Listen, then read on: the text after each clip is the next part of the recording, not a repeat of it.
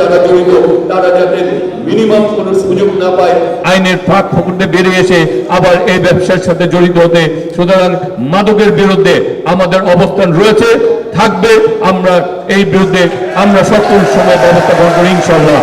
কারণ আমি দৃঢ়ভাবে বিশ্বাস করি জনগণই সকল ক্ষমতার উৎস। রাষ্ট্র, সরকার, জনপ্রতিনিধি কিংবা প্রশাসন সবকিছুর বৈধতা ও শক্তির মূল ভিত্তি হচ্ছে জনগণ। তাই জনগণের কাছে জবাবদিহিতা করা কোনো অনুগ্রহ নয়, এটি আমাদের সাংবিধানিক, নৈতিক এবং রাজনৈতিক দায়িত্ব। জনগণের অর্থে পরিচালিত রাষ্ট্রের জনগণের জানার অধিকার রয়েছে কোথায় উন্নয়ন হচ্ছে, কিভাবে অর্থ ব্যয় হচ্ছে, কোন কাজ সম্পন্ন হয়েছে, ভবিষ্যতে পরিকল্পনা কি। এই স্বচ্ছতাই হচ্ছে সুশাসনের অন্যতম ভিত্তি।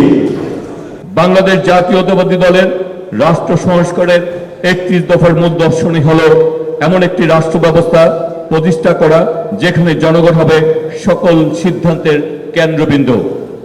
আমরা বিশ্বাস করি জনগণ শুধু ভোটার নয়, জনগণ হচ্ছে রাষ্ট্র পরিচালনার প্রকৃত অংশীদার। জনগণের মতামত, প্রত্যাশা, প্রয়োজনকে গুরুত্ব দিয়ে উন্নয়নের পথ নির্ধারিত হতে হবে। আজকের এই গণশুনানি সেই অংশগ্রহণমূলক গণতন্ত্রের একটি বাস্তব প্রতিফলন। এখানে জনগণ তাদের সমস্যা তুলে ধরবেন, প্রশ্ন করেছেন, পরামর্শ দিয়েছেন। সংশ্লিষ্ট কর্তৃপক্ষ জনগণের সামনে তাদের কার্যক্রমের হিসাব উপস্থাপন করেছেন এবং বাকিটা আজকে প্রধান অতিথি করবেন। এর মাধ্যমে জনগণের আস্থা বৃদ্ধি পায়, রাষ্ট্র ও নাগরিকের সম্পর্ক আরো দৃঢ় হয়। ঢাকা ৯ আসনের বিভিন্ন এলাকার মধ্যে নাগরিক দুর্ভোগের লাঘবের লক্ষ্যে গুরুত্বপূর্ণ উন্নয়ন কার্যক্রম বাস্তবায়ন করা হয়েছে। সবুজবাগ, মুগদা, মান্ডা, বাসাবো দক্ষিণ, বনশ্রী সহ বিভিন্ন এলাকার নতুন সড়ক নির্মাণ, রাস্তার উন্নয়ন, আরসিসি ঢালাই, গভীর নর্দমা পাইপলাইন স্থাপন সহ বিভিন্ন কার্যক্রম ইতিমধ্যে সম্পন্ন হয়েছে। আরো অনেক প্রকল্প চলমান রয়েছে। রমজান মাসে ঢাকা ৯ আসনের বিভিন্ন গুরুত্বপূর্ণ সড়কে ট্রাফিক যানজট নিরসনের জন্য স্বেচ্ছাসেবকরা সক্রিয়ভাবে দায়িত্ব পালন করেছেন। পাশাপাশি ডেঙ্গু ও মশাবাড়ি রোগ প্রতিরোধে নিয়মিত মশার ওষুধ ছিটানো এবং জনসচেতনতামূলক কার্যক্রম অব্যাহত রয়েছে। আমি বিশ্বাস করি শুধু সিটি কর্পোরেশন বা জনপ্রতিনিধির পক্ষেই পরিচ্ছন্ন বা বাসযোগ্য নগর গড়ে তোলা সম্ভব নয়। এর জন্য প্রয়োজন নাগরিক সচেতনতা, সম্মিলিত অংশগ্রহণ। আমরা যদি যেখানে সেখানে ময়লা না ফেলি, পরিবেশ রক্ষায় সচেতন হই এবং নিজ নিজ এলাকায় পরিচ্ছন্নতা রক্ষায় দায়িত্বশীল ভূমিকা পালন করি, তাহলে আমাদের নগরী হবে আরো সুন্দর, স্বাস্থ্যকর এবং বাসযোগ্য।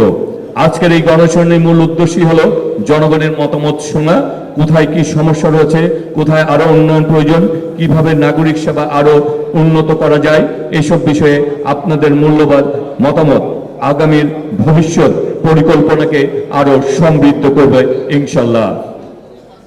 কারণ আমরা দৃঢ়ভাবে বিশ্বাস করি জনগণ এই সকল ক্ষমতার উৎস। এই কথাটা আমি আগেও বলেছি, জনগণের অংশগ্রহণ ছাড়া উন্নয়ন পূর্ণতা পায় না, আর জনগণের আস্থা ছাড়া কোনো উন্নয়ন টেকসই হয় না। আমরা ইতিমধ্যে এই ঢাকা ৯ জনপ্রতিনিধি হিসেবে আপনারা ভোট দিয়েছেন, আপনাদের ভোটের মাধ্যমে আমি আপনাদের প্রতিনিধি নির্বাচিত হয়েছি। আমি সবসময় বিশ্বাস করি, আমার দল বিশ্বাস করে, রাজনীতি মানে ক্ষমতা নয়, রাজনীতি মানে হচ্ছে জবাবদিহিতা। আর জনগণের সেবা করে আমরা সেই জবাবদিহিতাটাকে বাস্তবায়ন করতে চাই। আমরা ইতিমধ্যে মুগদা হাসপাতালটি যেটি 500 শয্যা বিশিষ্ট হাসপাতাল ছিল, সেটি আমরা অর্থ মন্ত্রণালয়, স্বাস্থ্য মন্ত্রণালয় থেকে এটিকে 1000 শয্যা বিশিষ্ট হাসপাতালে রূপান্তরিত করা হয়েছে। এখন থেকে মুগদা হাসপাতালে আমাদের যেখানে 1000 রোগী যাতে স্বাস্থ্যসেবা পায়, সেই জন্য লোকবল, ওষুধ, বিভিন্ন ধরনের সরঞ্জাম প্রতিস্থাপন করা হবে। এখানে আরো বেশি সংখ্যক রোগীদের যাতে আমরা সেবা দিতে পারি, সেই জন্য আরো অনেক বেড আর সিটের ব্যবস্থা করা হবে। আর ইতিমধ্যে আপনার মুগদা হাসপাতাল নিয়ে যারা অভিযোগের কথা বলেছেন, এই মুগদা হাসপাতাল নিয়ে ইতিমধ্যে আমি প্রশাসনের মুগদা হাসপাতালের সকল ধরনের কার্যক্রম যারা পরিচালনা করেন তাদের সাথে বসেছি, তাদেরকে নির্দেশনা দিয়েছি এবং সেখানে সিটি কর্পোরেশন, গৃহায়ণ এবং পুলিশ প্রশাসনের লোকজন উপস্থিত ছিলেন। তাদেরকে আমরা বলেছি এই মুগদা হাসপাতালের সকল ধরনের দুর্নীতি অনিয়ম প্রতিরোধ করার জন্য, তাদের বিরুদ্ধে ব্যবস্থা গ্রহণ করার জন্য যে কোনো পদক্ষেপ ওনারা গ্রহণ করবেন। আমরা সকল পদক্ষেপ আমরা তাদের সাথে আছি এবং থাকবো। এবং এই ব্যাপারে আমাদের পূর্ণ সহযোগিতা থাকবে। মাদকের ব্যাপারে আমরা বলেছি প্রশাসনকে, ইতিমধ্যে অনেকে গ্রেপ্তার করা হয়েছে। ইতিমধ্যে আমরা বলেছি যারা মাদকের সাথে জড়িত ঢাকা নয়ের জনগণ, ঢাকা নয়ের রাজনৈতিক নেতৃবৃন্দ এবং আমরা সকল পর্যায়ে আমরা ঐক্যবদ্ধ। আমরা মাদককে মিনিমাম অস্ত্রশস্ত্র যারা দিবে তাদের বিরুদ্ধে সর্বোচ্চ ব্যবস্থা গ্রহণ করা হবে। আমরা পুলিশ প্রশাসনকে বলেছি, আমরা এছাড়াও বলেছি যারা এই দায়িত্ব পালনে ব্যর্থ হবে, আমরা যদি মাদকের বিরুদ্ধে ব্যবস্থা গ্রহণের জন্য আবার রাজপথে নামতে হয়, আমরা রাজপথে নেমে আমরা সামাজিকভাবে এবং এই মাদকের বিরুদ্ধে আমরা সর্বোচ্চ ব্যবস্থা গ্রহণ করব। এবং মাদকের বিরুদ্ধে ব্যবস্থা গ্রহণ করার জন্য ইতিমধ্যে আমাদের ক্যাবিনেটে আলোচনা হয়েছে যারা মাদকের সাথে যুক্ত প্রত্যক্ষ পরোক্ষভাবে যাদের এই মাদকের সাথে গ্রেপ্তার করা হবে তাদের যাতে সর্বোচ্চ শাস্তি নিশ্চিত করা হয়, সেই জন্য মাননীয় প্রধানমন্ত্রী তারেক রহমান আজকে বলেছেন, গত ক্যাবিনেট মিটিংয়ে বলেছেন এই ব্যাপারে সর্বোচ্চ আইন করতে মাদকের সাথে যারা জড়িত তারা যাতে মিনিমাম কোনো সুযোগ না পায় আইনের ফাঁক ফোকরে বেরিয়ে এসে আবার এই ব্যবসার সাথে জড়িত হতে। সুতরাং মাদকের বিরুদ্ধে আমাদের অবস্থান রয়েছে, থাকবে। আমরা এই বিরুদ্ধে আমরা সকল সময় ব্যবস্থা গ্রহণ করি ইনশাআল্লাহ। আজকে এখানে সালাম ভাইকে পেয়েছি, আজকে আসলে পাই নাই। সালাম ভাইকে যখনই ডাকি তখনই পাই। উনি আসলে আমাদের সক্ষমতার সীমাবদ্ধতা রয়েছে, তবে আমরা বলতে চাই আমাদের যতটুকু সক্ষমতা রয়েছে সেখানে যাতে কোনো রকম ঘাটতি না থাকে। সিটি কর্পোরেশনের আমরা বলতে যারা এখানে প্রশাসন দায়িত্ব রয়েছে তাদের উদ্দেশ্যে বলতে চাই আপনাদের উপরেই আমাদের সকল কিছু নির্ভর করে। আমরা যারা সিটি কর্পোরেশন, আমি রেল এবং সড়কের দায়িত্ব রয়েছে, কিন্তু এই এলাকায় রেল এবং সড়কের কোনো কাজ নাই, সকল কাজ হচ্ছে মহাসড়কে বা সড়কে।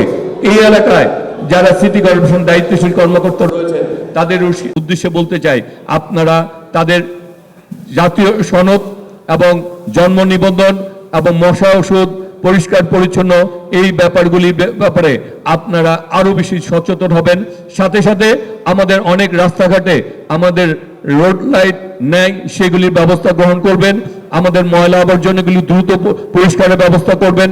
আমাদের অনেকগুলি প্রধান সড়ক রয়েছে যেগুলি এখনো সংস্কারের অভাবে আমাদেরকে প্রতিনিয়ত মানুষের বিভিন্ন কথাবার্তা শুনতে হয়। আমি আজকে প্রশাসক সাহেবকে বিনীতভাবে অনুরোধ করব, ওনার আন্তরিকতা রয়েছে, আগামী দিনে খুব দ্রুততার সাথে আমাদের ঢাকা নয়ের প্রতিটি অলি গলি এবং প্রধান সড়কগুলি উন্নয়নের ব্যবস্থা করবেন।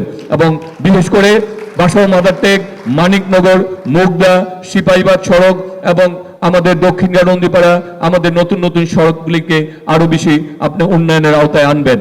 আর আমাদের 5টি ওয়ার্ড নতুন ইউনিয়ন নতুন ভাবে ওয়ার্ডের আওতায় এসেছে, সেইগুলিতে আমরা যখন আপনারা সিটি কর্পোরেশন ট্যাক্স চান তখন আমাদের সেই সব এলাকার নাগরিকরা বলে আমাদের নাগরিক সুবিধাকে আরো সুনিশ্চিত করলে আমরা ট্যাক্স দিতে অনুপ্রাণিত হব। সুতরাং সেই ওয়ার্ডগুলিকে আরো নাগরিক সুবিধা বৃদ্ধি করবেন। তাই আজকে আর বক্তব্য বৃদ্ধি করব না। আমরা বিশ্বাস করি যে কাজের মাধ্যমেই আমরা আমাদের নাগরিক সুবিধা নিশ্চিত করার মাধ্যমেই আগামীর বাংলাদেশ, আগামীর ঢাকা নয় গড়তে চাই। সেখানে সকল রাজনৈতিক নেতৃবৃন্দের সহযোগিতা প্রয়োজন, তারা করছেন, ভবিষ্যতেও করবেন। এবং সিটি কর্পোরেশন আমাদের পাশে আছেন, আমাদের পাশে থাকবেন। এবং কথায় নাই, কাজের সমস্যার সমাধানের মাধ্যমেই আগামী দিনে ঢাকা নয়ের মানুষের সেই নাগরিক সুবিধা বাস্তবায়ন করবে, সেই প্রত্যাশা রাখেই আজকের মধ্যে বিদায় নিচ্ছি। করব কাজ, গর্ব দেশ সবার আগে, করব কাজ, গর্ব দেশ সবার আগে, বাংলাদেশ। বাংলাদেশ জিন্দাবাদ, ঢাকা দক্ষিণ সিটি কর্পোরেশন জিন্দাবাদ। এবং সম্মানিত সাংবাদিকবৃন্দ যারা কষ্ট করে এখনো আমাদের সাথে রয়েছেন তাদেরকে বলবো আপনারা আমাদের পাশে আছেন, থাকবেন। আগামী দিনে আপনাদের সহযোগিতায় আমরা ইনশাআল্লাহ ঢাকা নয়কে গড়ে তুলবো, সেই প্রত্যাশায় আজকের মতো খুদা হাফেজ। আসসালামু আলাইকুম।